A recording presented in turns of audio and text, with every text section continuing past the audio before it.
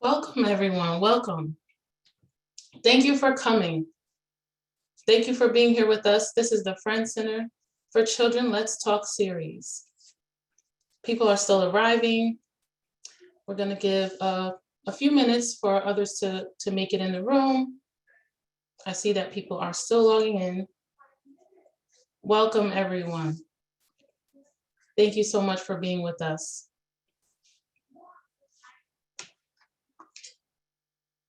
This is the Friends Center for Children Let's Talk series. After today's webinar, please feel free to communicate with us through our email, which is info@friendscenterforchildren.org, and through our website, www.friendscenterforchildren.org. Welcome, everyone. Thank you for being here. So this is the third of multiple conversations about the perils and progress of early care and education industry. We are thrilled to welcome Senator Chris Murphy as our guest today. As participants of the Friends Center for Children Let's Talk series today, you will be invited to our next webinar, which is in February. My name is Miriam Johnson, and I am the head of programs for Friends Center for Children, and I am honored to co-host today's important conversation. I had the privilege of joining Friends Center back in 2013 as a parent when my daughter was a preschooler. And she's currently in 6th grade and still shares her memories of joyful times that she had in preschool. I'm thrilled to be here today and welcome you all. I'm thrilled now to introduce our Friends Center for Children Executive Director, Alex Schiavone. Welcome, Alex. Alex has 30+ years of experience in early childhood development and elementary education as a teacher and administrator in Connecticut and New York. She holds dual master's degrees from Bank Street College of Education in early child development and elementary education, and a bachelor's degree from Union College. She is a 3rd-generation New Haven native. Alex has served as executive director of Friends Center since 2009. Prior to her work at Friends Center, she was a program coordinator for New Haven-based Area Cooperative Educational Services, or ACES, an early childhood classroom observer for Southern Connecticut State University, and a budget coordinator of the New Haven Board of Education. Alex has taught in several New York and Connecticut elementary schools and preschool settings. She's directed summer camps and written and supervised curriculum at the elementary, middle, and high school levels with an emphasis on literacy, math, science, and multidisciplinary studies. Alex is a co-founder of the New Haven Children's Ideal Learning District, or NH-Child. NH-Child is a coalition of local and national early childhood proponents that have come together to create a place-based pilot program in New Haven. NH-Child proposes to revolutionize the early care and education landscape by bringing the community together around a common vision of ideal learning with a focus on equity. The goal of NH-Child is to provide high-quality early care and education experiences for all 15,000 New Haven children ages 0 to 8. She currently serves as member of the National Ideal Learning Roundtable, an advisory member of the University of New Haven's nonprofit Certificate in Leadership, Innovation, and Organizational Sustainability, and on the mayoral appointed New Haven Early Childhood Council. Alex is a recipient of Southern Black Nurses Association Community Service Award and the Amity Club Distinguished Italian American Lifetime Achievement Award. She also received Exchange Magazine's Master Level Award and the recipient of the Yale Center for Emotional Intelligence Marvin Maurer Spotlight Award. She is the mother of two fantastic children, Penn and Josie, and has a lovely dog named Blue. Today, I must share that upon joining the Friends Center community back in 2013, I quickly recognized that you were a thought leader, Alex, someone who brings innovation to every table that you join. And I've always admired your tenacious leadership and relentless advocacy for the early childhood education community. Thank you, Alex, for hosting today's critical conversation. Thank you, Miriam. That's so nice. I would be remiss not to acknowledge you and to make sure everyone it really thinks about and is aware of the role that you have played in holding our community together during this very difficult time over the last few years as head of programs, and before that as our emotional well-being coordinator. So thank you for all that you do to advocate and keep our community where it should be during this hard time. We appreciate you. Thank you, Alex. So as we are preparing for Senator Murphy, we're going to spend some time with him talking about the Build Back Better Act. I wanted to share with you a brief overview of what's in the act. It will be quick because he will be joining us shortly. But the U.S. Department of Treasury, the economics, put out a white paper called The Economics of Child Care Supply in the United States. And they really looked at all the reasons why the child care system in the United States does not work. This was before the act came out. They focused on three main topics. It's a very long white paper, but the first they looked at was landscape. And there's just some really interesting points here I'd like to share with you. The first is that, oh, I went too far. The first is that our nation spends only about $500 per child on the 0 to 2 and about $2,800 per child on ages 3 to 4. You can see that the bulk of the money that we spend as a nation is in our elementary programs. Those of us who have been in the field of early childhood know this and feel it and have been feeling it for a long time. Our nation is really out of the countries tracked. We are 35th out of 37 countries that are tracked in terms of the amount of money that we put into childcare relative to our gross domestic product. So we are pitiful with regard to how we support early care and education in our country. In spite of that, 60% of children in our country receive an average of 30 hours per week from a non-parent, so outside the home. So it's clear that there is a huge need, even though we're not putting funds into the system. The other thing that is really broken, according to this paper, is the affordability factor. It's too expensive for families. So what happens is families have to make the decision about whether or not the income of the parent, and it's usually typically the mother, what would they earn if they were outside the home? And if they earn less than it will cost for childcare, then the mom usually stays home if they can. So what's happening is we are just putting an impossible choice on families, and we're missing an opportunity for women to be in the workforce. Because they have to care for the children, because there is no affordable option. Another thing that was really interesting in this report was this idea of liquidity restraints. So childcare costs come at the most strapped time on career earnings for families. And this graph really shows what that looks like. So if the green dot is when children are born in their family, this is the income of that family. You can see it sort of holds steady. It doesn't really increase till around the age of 6. And then normally in a family trajectory or career earnings trajectory, it starts to go up. And then around the ages of 14 or 16 is really when a family has the highest earning potential. So we are asking families to pay the most at a time where they have the least. It's just again a misalignment with the demands of the system and what the resources of the family. So if we think about landscape and how we invest, and then affordability for families, another critical factor that is clear is not working is workforce. 1 in 55 women in the United States work in childcare. That's remarkable. It's a lot of us working in childcare. And yet, on average, we're paid $24,230 to work in childcare. So women are being paid to live in poverty. And this is true literally in poverty in 41 states. Because of that lack of investment and the fact that the wages are so low, we have 26 to 40% of our childcare workers leave their jobs each year. This was prior to COVID. So you can imagine how much higher it is now, but this information was prior to COVID.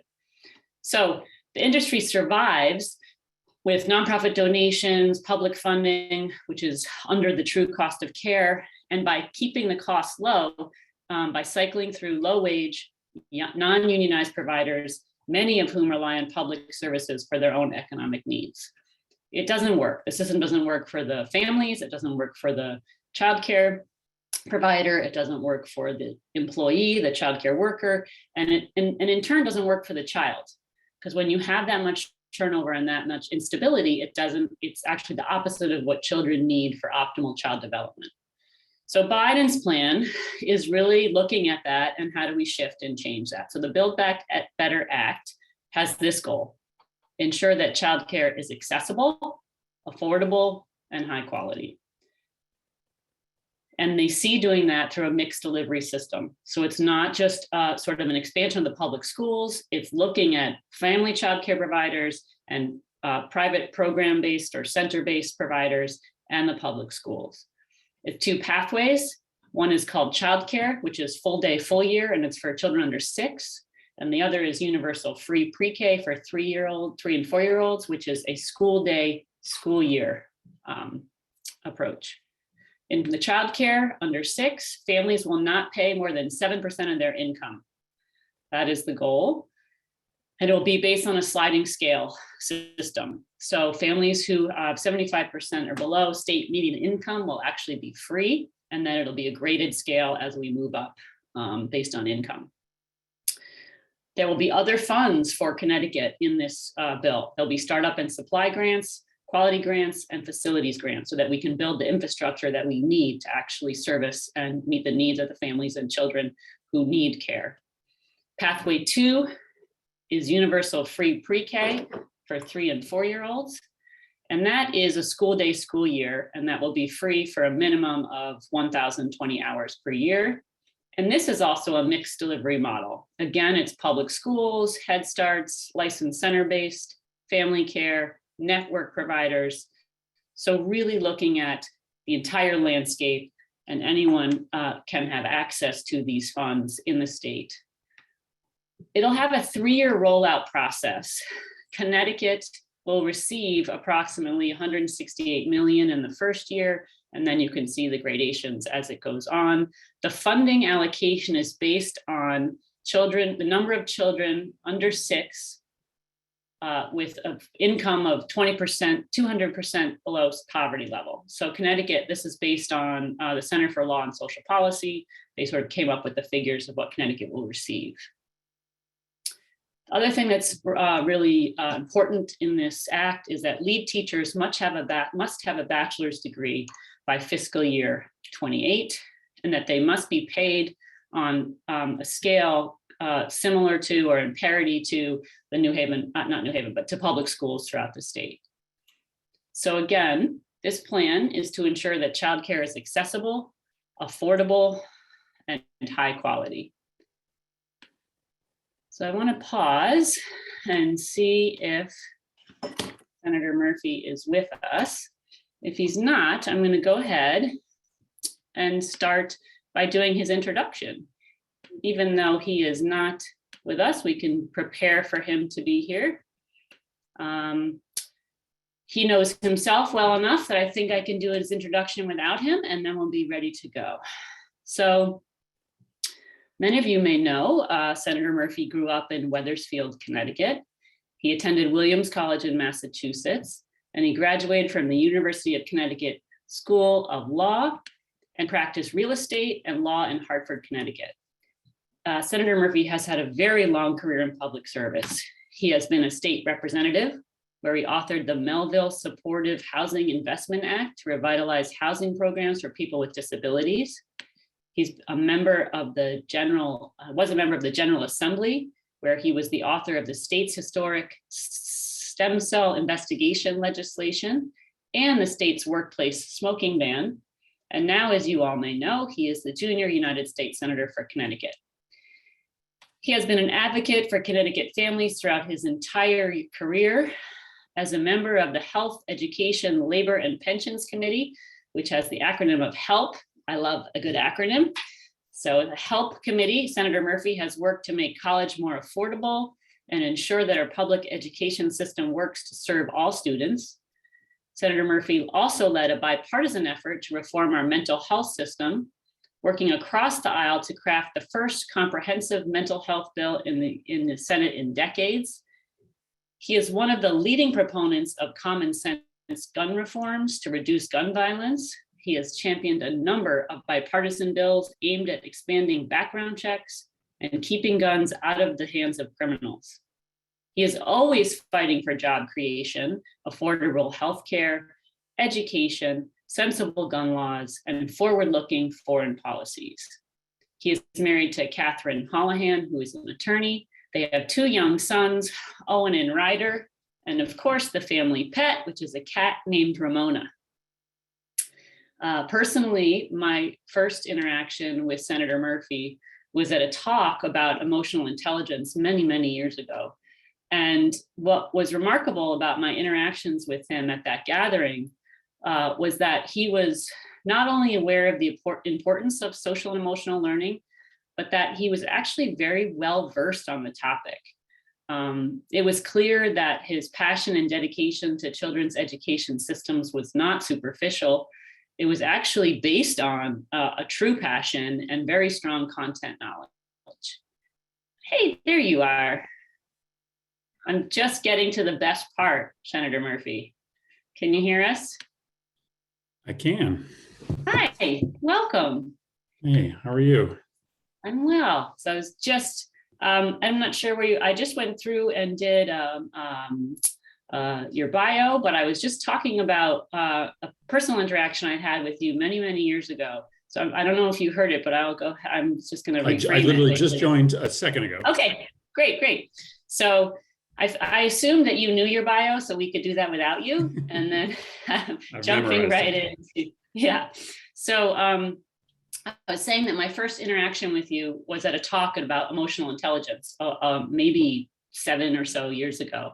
And what was remarkable about my interactions with you at that gathering, Senator, was that you were not only aware of the importance of social emotional learning, but you were actually really knowledgeable and well-versed on the topic. And it was clear that your passion and dedication to children's education systems was not superficial. It was actually based on passion and strong content knowledge. And in my opinion, those who combine passion and content knowledge are the best advocates. So we welcome you here today, and we're really excited for you to spend some time just talking to us a little bit about the Build Back Better Act. So welcome. Well, I certainly have strong content knowledge, given that I have a 4th grader and a 7th grader in the public school system. And I'm displaying my real-time content knowledge because I'm coming to you from my son's bedroom.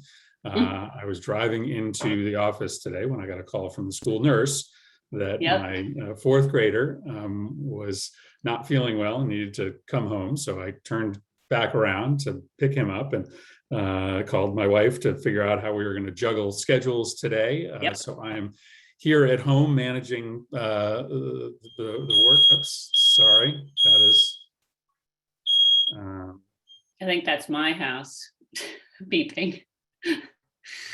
Well, yours or mine? So I am at my house with some construction people downstairs, Got it. and a kid around the corner, displaying my content knowledge of what it's like to juggle 2 parents working and childcare all at the same time. I would like to then share with you that I have 2 children. One has the flu right now and the other has COVID. So I am at home as well.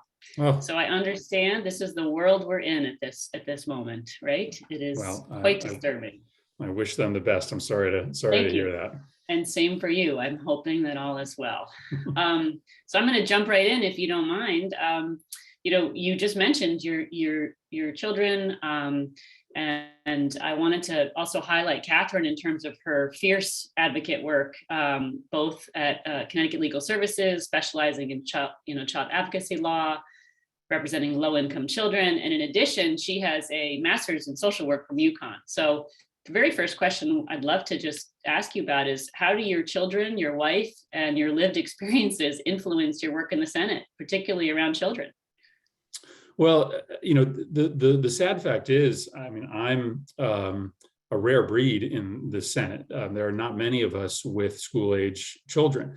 I live in a household in which, obviously I have a big, important job, but so does my wife, and we're both working full time. We've got kids in the public school system. Given our sort of schedules, we have our kids in the DC public school system, but we go back and forth to Connecticut on the weekends and on vacations in the summers.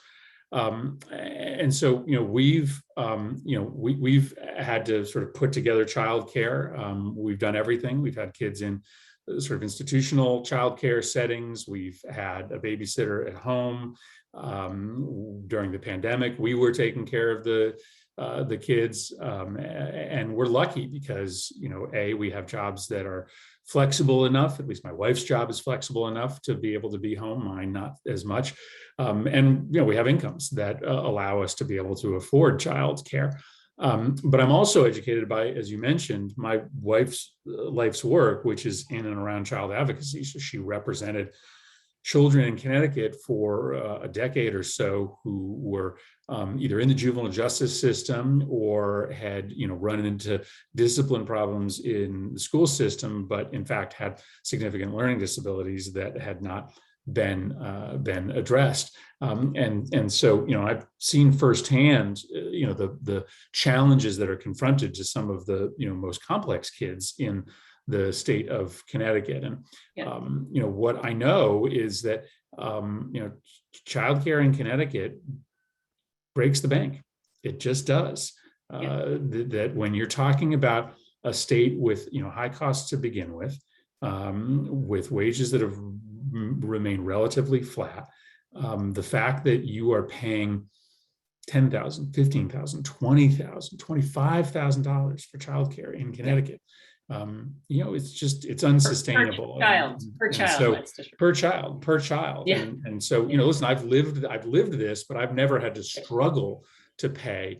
But I've seen the bills and I've paid the bills. And I know that if you're making $25,000, $30,000 a year, it's unachievable to be able to get your kid into a quality setting. Agreed.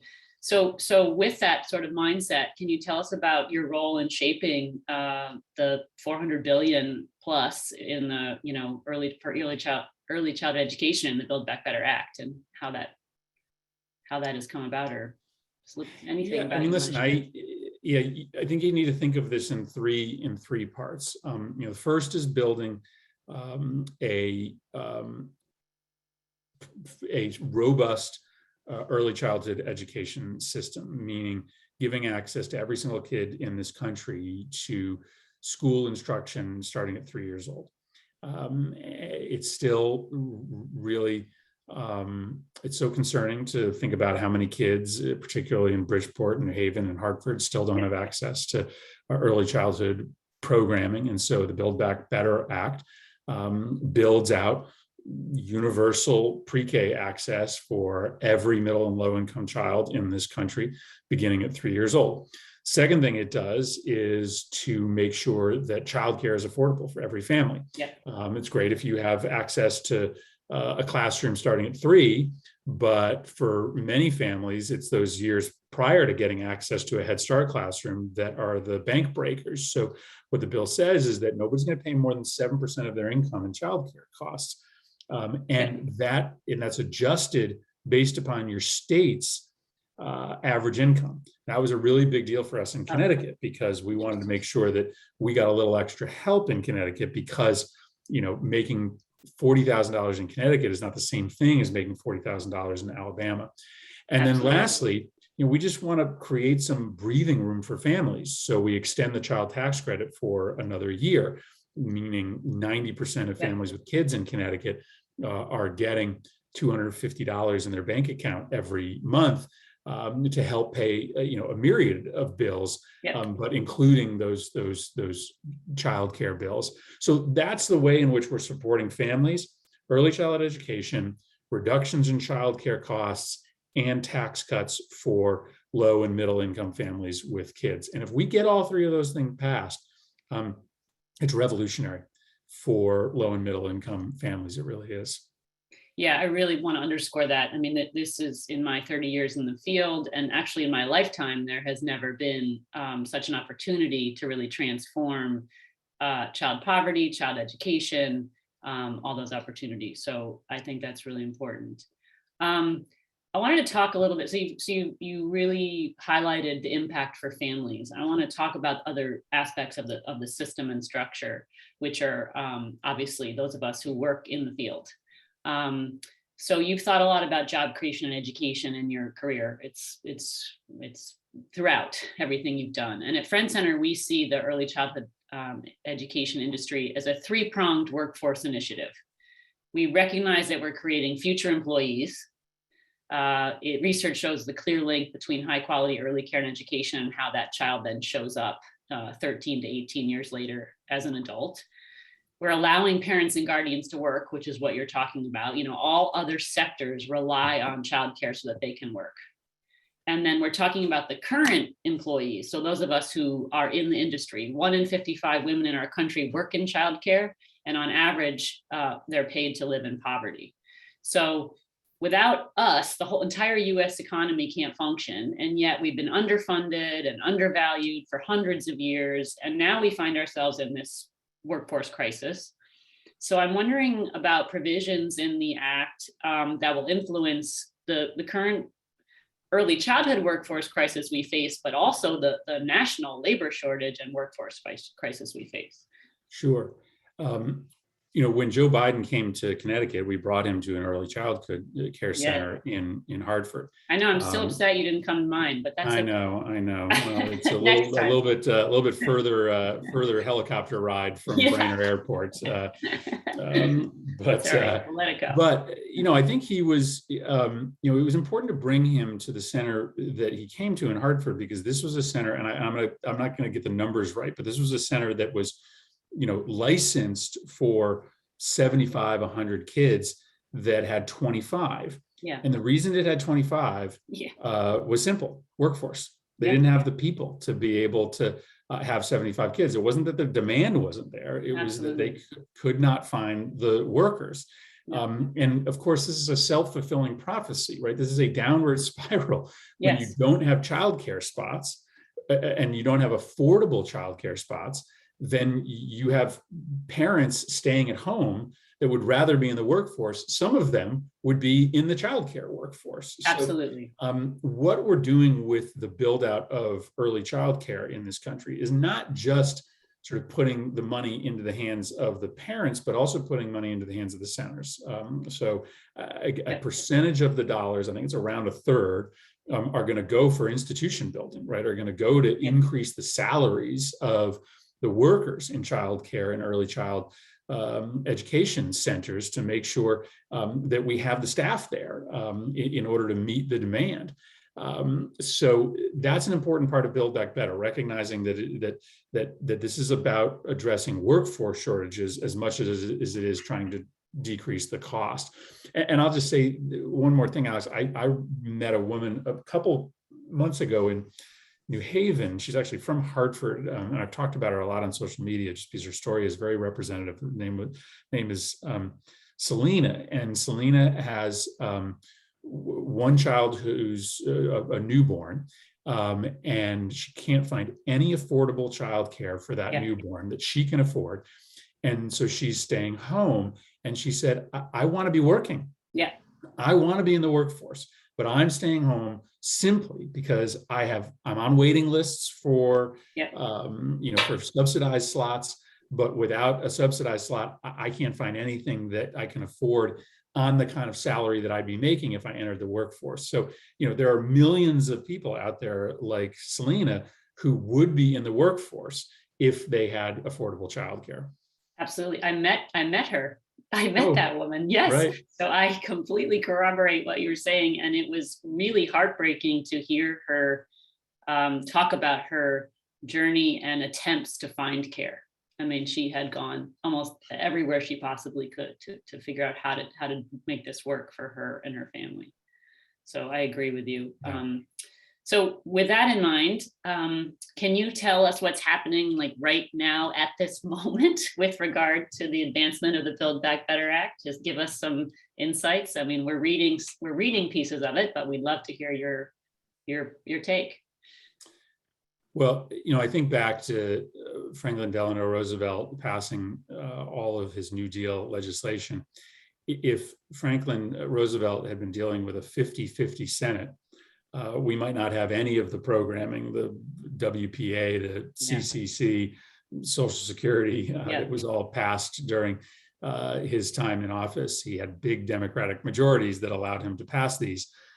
We don't. We have 50 Democrats, and right now we unfortunately have no Republicans that are willing to work with us on making childcare more affordable or extending the increased child tax credit. That means that we have to have complete unity in the Democratic caucus.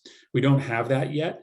It's an open secret that Senator Manchin still has some concerns about the framework that the rest of us have agreed upon, and we're going to work day and night from here until Christmas and beyond if necessary in order to deliver help to families, in order to stand up this system of affordable childcare and early childhood education that we know is necessary. So Senator Schumer, who's the leader of the Senate, is still planning to take a vote on this package, the Build Back Better package, before Christmas. Obviously, that's the end of this week. Or the end of next week, excuse me. So we have limited time, but we know there's urgency here. And there actually is real urgency because the child tax credit expires.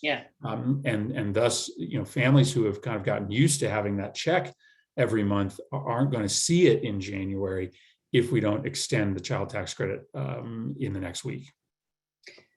Are you this may be uncomfortable, so I'm not sure, but are you comfortable sharing what you see as the major obstacle? Is it with Senator Manchin?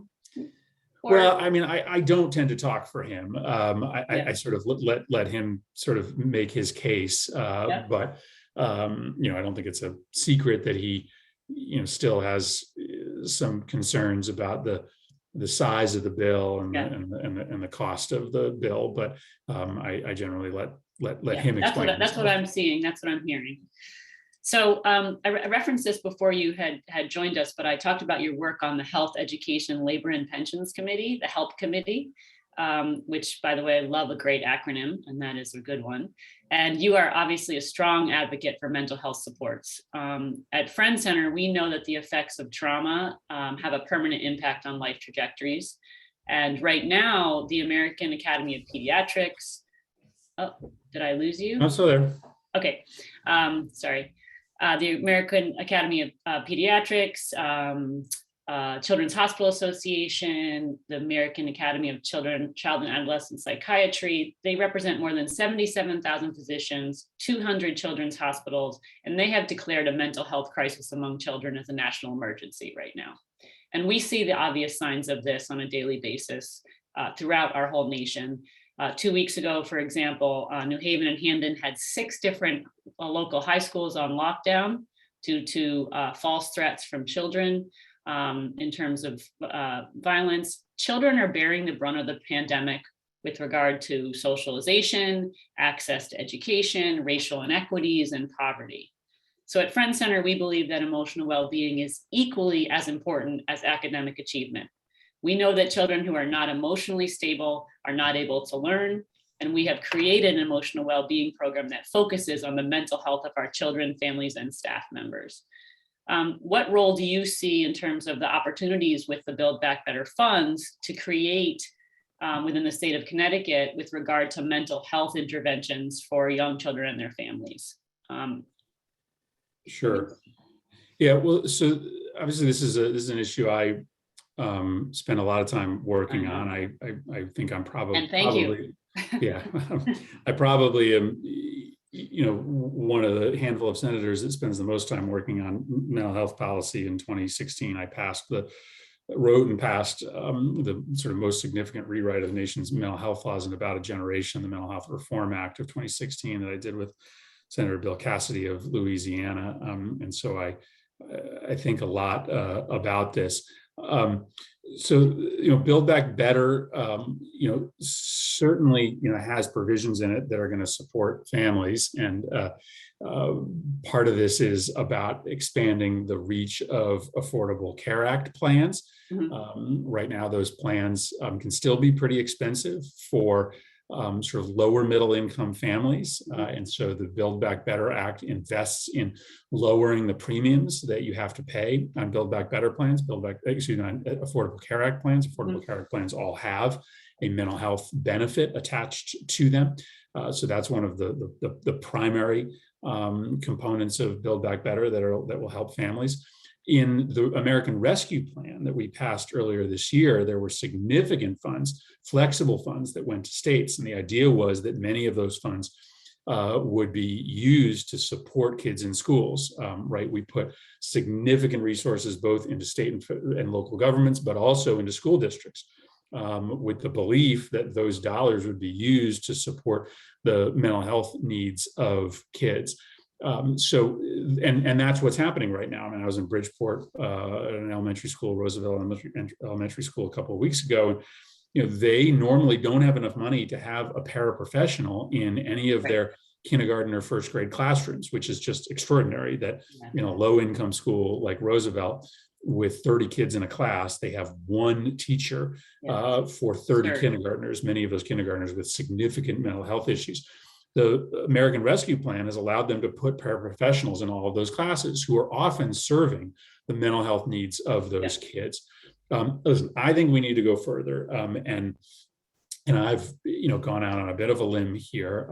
I've proposed legislation with Representative Ayanna Pressley of Massachusetts that says simply the federal government should be prioritizing school counselors and psychologists ahead of police officers in schools. Our legislation says that federal dollars that are being used right now to put police in schools instead should be being used to put mental health staff and social workers into schools. If schools want to spend their own money on police officers, fine.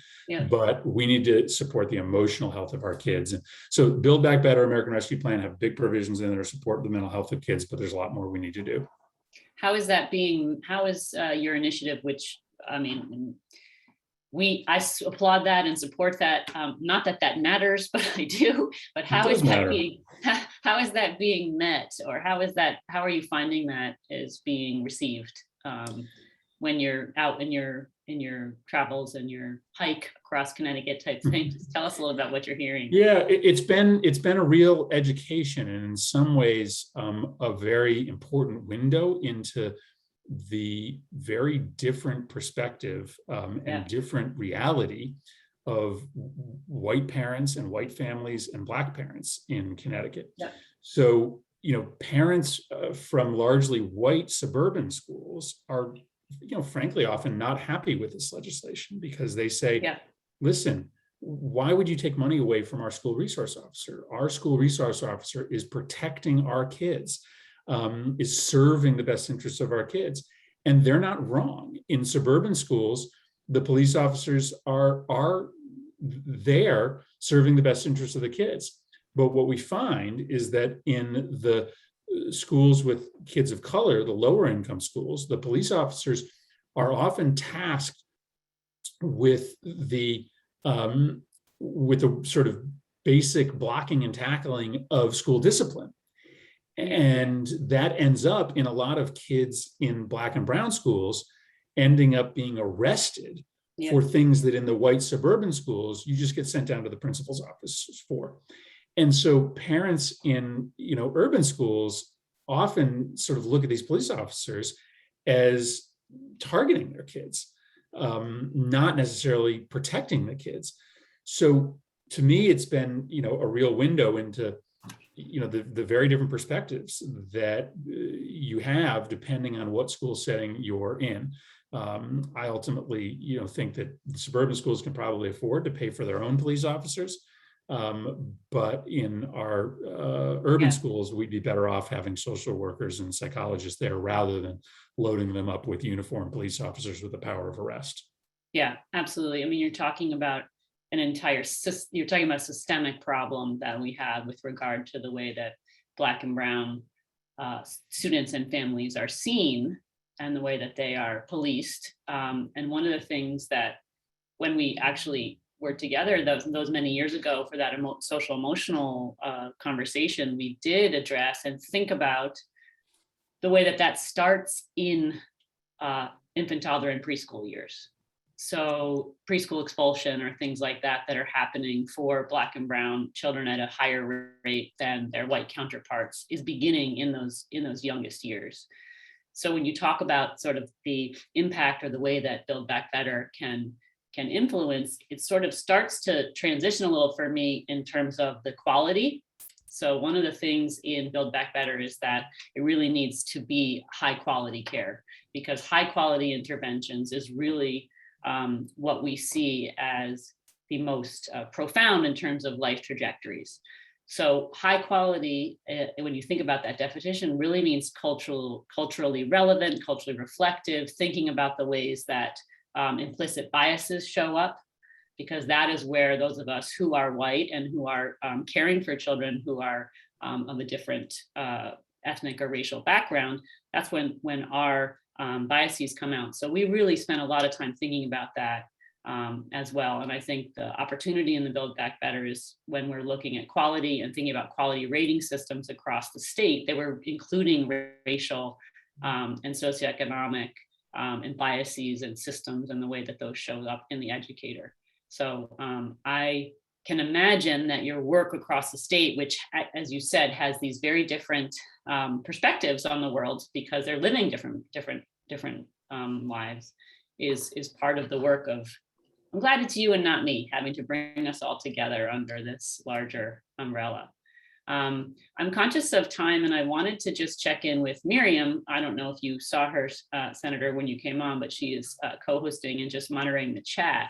So I didn't know if there were any, I didn't know if there were any questions, Q&A questions that came out that we just wanted to pause and give that opportunity. Not at this moment. I would like to encourage everyone to continue to put in their questions in the Q&A. Okay. So normally what happens is, go ahead.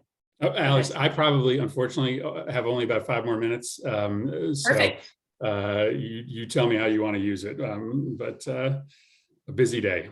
Yeah, of course. So what I would like to do is really just ask, as we wrap up our time together, with a question about how we can collectively influence the way we move forward. So as we implement this Build Back Better investment, how can those of us, and by the way, I should say, I'm really assuming it's going to happen, right? So let's just say if we get there and we can do this, how can those of us on this call help ensure that we're just not enhancing a broken system, but in fact changing the parts that are not working? So what opportunities do we have to shape policy and systems? And maybe there's a step before that is, what can we do to support you as you're trying to move this forward? So those are my sort of wonderings to you. Yeah, I mean, we are definitely not to the point of implementation, right? I know. So I'm not even sure that I'd want to get ahead of myself. We have to pass this. And Yep. So I think we need all eyes right now, all efforts focused on advocacy to get this passed. Doesn't make a lot of sense to spend any time working or on implementation until we have 50 votes in the Senate. So I guess I would just simply ask, people to be active. And, what I explain to folks is that, don't think too much time about the specific action you're taking. Just do something every day to try to get the Build Back Better Act passed into law. Place a phone call into one of our offices, place a phone call into another member of Congress or another United States senator, write an email, write a letter to the editor.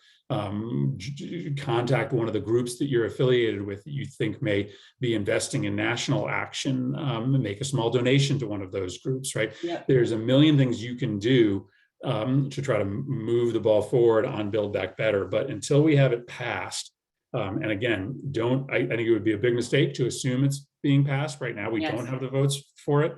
I'm hopeful we will, but the only way it occurs is if the pressure continues to ratchet up from all over America on the Senate to get this done.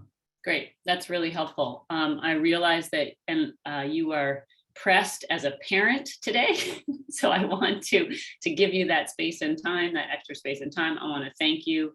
I'm going to let Miriam sort of close us out, but really just wanted to appreciate you for giving us some time and your thoughts. Well, let me just say thank you for all the great, fantastic work you do. What's wonderful about Friends is that you obviously are in the business of, helping people directly as you do through your childcare work, but you're also carving out this space for advocacy. And we really rely on that piece of your mission here in Washington and in state capitals across the country. So thanks for letting me be a part of this today. Thank you. I hope your son is okay. Well, he has to be, because I have events and meetings booked from here to the end of the day. So if he's not okay in the other room, I may not know. I understand. Thanks, guys. Thank you. Thank you. So I do have a question that came up is, how can family child care educators help to get the bill over the finish line in the Senate? So I think this is the next step is really what we can do in partnership and how can we all help. So some of those things are being in partnership with early care and education providers, right? Donate your brain power to organizations that focus on young children. Where do you see opportunity? Think about that. Talk about or invite your early care and education leaders to talk about the issues to your friends, your partners, neighbors, employers. Help us to get the decision makers to reshape their thinking around the way communities prioritize early care and education, and put children at the center, right? Not just our own children, but all children, and drive these conversations in spaces that often ignore high quality early childhood education and economic development, business development, truancy, gun violence, just really all the conversations. Put it out there, right? I want to really give gratitude to Senator Murphy and Alex today, all of you for being here and attending our Let's Talk series. And if you have any questions for us that you did not get answered, please feel free to send it to our info@friendscenterforchildren.org, and someone will respond. And if there are questions for Senator Murphy, you can send those and we will make sure they get to his office. We thank you for being with us, and we look forward to you joining us again in February. Thank you, Miriam. Thank you, Alex. Thanks, everybody. Bye, Senator, if you're still there.